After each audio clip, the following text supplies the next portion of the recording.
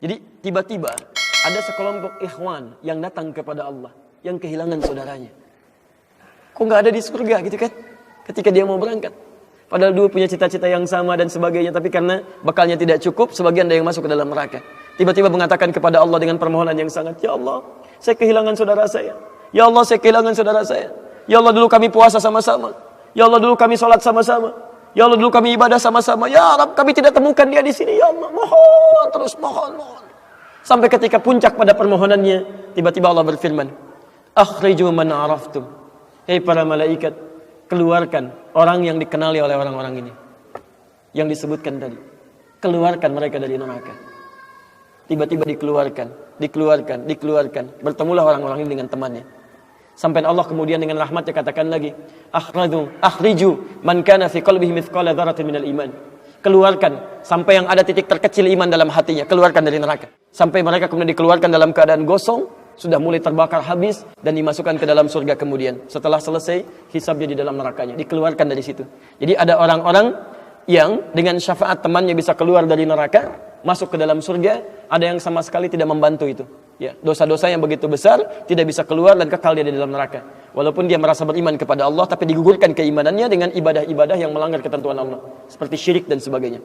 Tapi poinnya adalah tiba-tiba ada segolongan teman yang memohon kepada Allah Subhanahu wa taala, ya Allah, kami puasa sama-sama, kami ibadah sama-sama, kami sholat sama-sama ya Allah, cuman saya nggak temukan dia di sini.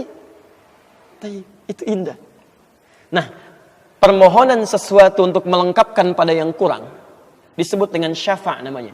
Pelengkap yang kurang disebut dengan syafa'. Makanya di tarawih itu ada salat syafa'. Antum salat 11 rakaat, 2 rakaat penyempurnanya yang ke-10 disebut dengan syafa', 1 rakaat akhirnya disebut dengan witir. Ya, ada teman yang merasakan ada yang kurang nih ya Allah, begitu saya masuk. Teman saya nggak ikut, saya ingin dilengkapi dengan itu ya Allah. Tayyib, permohonan untuk menggenapkan sesuatu yang kurang dengan sifat yang sangat memohon luar biasa, maka kalimatnya dirubah dari syafa' menjadi ditambah tak di ujungnya dengan alif di tengahnya. Jadi syafa'ah. Tayyib. Saya mau akhiri ya, karena ini sebenarnya tidak banyak bahasannya. Siapa orang-orang ini? Itu yang disebut dengan ikhwan. Makanya ketika ayat Qur'annya mengatakan wa kuntum ala syafa hufratin minan nari fa anqadhakum minha.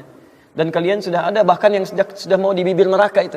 Karena ketika diangkat itu oleh Allah Subhanahu wa taala dengan perintahnya, ya diperintahkan oleh Allah. Tayyib, dalam bahasa hadisnya ada yang diangkat baru neraka itu masuk ke kakinya sampai ke betisnya.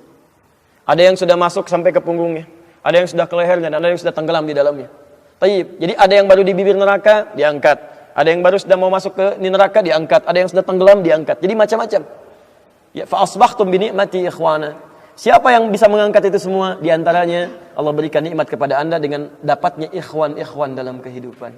Cuma itu yang bisa menolong Anda di hari akhirat, teman-teman terbaik selain syafaat-syafaat yang lainnya. Ada orang mendekat kepada Al-Qur'an, ada orang sering bersalawat kepada Nabi, ada orang mendekat pada hukum-hukum Allah. Ada orang-orang yang belum bisa maksimal menunaikan itu semua, dia cari teman-teman yang soleh yang menunjukkan pada kebaikan-kebaikan. Bukankah sering Anda dapati seperti itu? Mungkin Anda bersahabat dengan teman yang tingkat ibadahnya jauh di atas Anda. Anda masih sibuk dengan urusan dunia, tapi masih menunaikan sholat, masih puasa. Tapi karena kesibukan dunia Anda, Masya Allah, kurang bekal ibadah Anda. Tapi beruntungnya Anda dengan punya teman yang soleh, berjamaah dengan imam yang soleh, puasa dengan dia, buka sama-sama, kadang sering ikut-ikut misalnya dalam ta'limnya, dalam macam-macamnya. Masya Allah. Maka tiba-tiba ketika Anda dikenal oleh dia, diingat oleh dia, di akhirat nanti tidak ditemukan Anda. Ya Allah, dia kawan saya ya Allah. Dia teman saya ya Allah. Dia saudara saya ya Allah. Kami pernah ta'lim sama-sama ya Allah. Kami pernah puasa sama-sama ya Allah. Kami pernah sholat berjamaah sama-sama ya Allah. Mohon jangan pisahkan ya Allah. Jangan pisahkan. Pertanyaan, sudahkah Anda punya teman seperti itu? Yang bisa menolong dalam kebaikan? Kalau belum temukan, cepat cari, mumpung masih hidup. Sebab kalau sudah kehidupan itu berakhir, tidak mudah untuk menemukannya.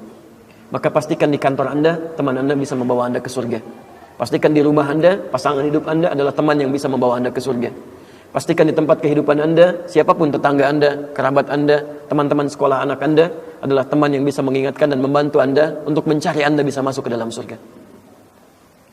Dan saya mohon pada Anda semuanya, tolong ingat gini ya, baik-baik. Kalau nanti di akhirat Anda tidak temukan saya di surga, tolong ingatkan kepada Allah, saya pernah ada di sini. Saya pernah ada di sini. Tolong ingatkan. Kalau antum di akhirat nanti tidak temukan saya di surga, tolong ingatkan. Ya Allah. Mohon ya Allah. Adi Hidayat pernah mengajar saya dan mengingatkan saya di sini. Ya. Subhanakallahumma wa bihamdika asyhadu an la ilaha illa anta astaghfiruka wa atubu ilaik. Wa akhiru da'wana alhamdulillahi rabbil alamin.